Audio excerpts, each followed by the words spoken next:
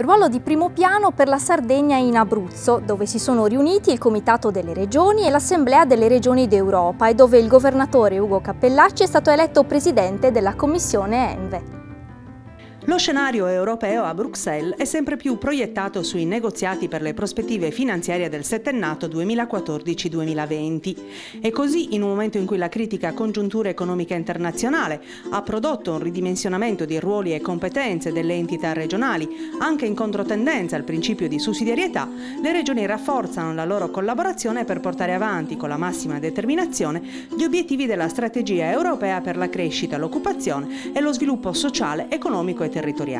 Ecco dunque che nei giorni scorsi a Pescara i riflettori si sono accesi sull'Europa per fare il punto sull'agenda del Comitato delle Regioni e sull'Assemblea delle Regioni d'Europa, organismi comunitari propulsori per una maggiore influenza della partecipazione regionale rispetto alle politiche europee. Nella 3 giorni in terra abruzzese la Sardegna è stata protagonista, sia per il delicato ruolo di regione in transizione al pari dell'Abruzzo e della Basilicata del Molise nell'ambito della futura politica di coesione 2014-2020, sia per l'incarico attribuito per acclamazione di presidente della Commissione ENVE, Energia, Ambiente e Cambiamenti Climatici al governatore Ugo Cappellacci. Il mio mandato sarà certamente all'insegna della continuità rispetto all'impegno profuso da Elmar Ripalù e in particolare sarà perfettamente in linea con quelli che sono gli obiettivi del nuovo Presidente del Comitato delle Regioni, Valcalcer Siso. I temi sui quali concentreremo la nostra attenzione sono quelli dell'ambiente, quello dell'energia, quello spaziale. Ed è iniziato proprio con l'illustrazione di un parere sui cambiamenti climatici e le aree costiere il mandato del Presidente della Regione alla guida della Commissione. Per il neoresponsabile dell'ENVE, infatti, gli effetti di questi cambiamenti sono già in atto e dobbiamo quindi aumentare la nostra capacità di fronteggiarli per evitare ulteriori danni agli ecosistemi, alle infrastrutture e alla salute umana. È una stagione importante, una stagione impegnativa perché le sfide che attendono l'Europa su questi temi sono sfide certamente molto difficili, noi intendiamo giocarle dando il nostro contributo e credo che sia un passaggio fondamentale perché in ultima analisi tutte quelle che sono le normative europee, l'impegno dell'Europa è un impegno che è finalizzato a portare una utilità, un risultato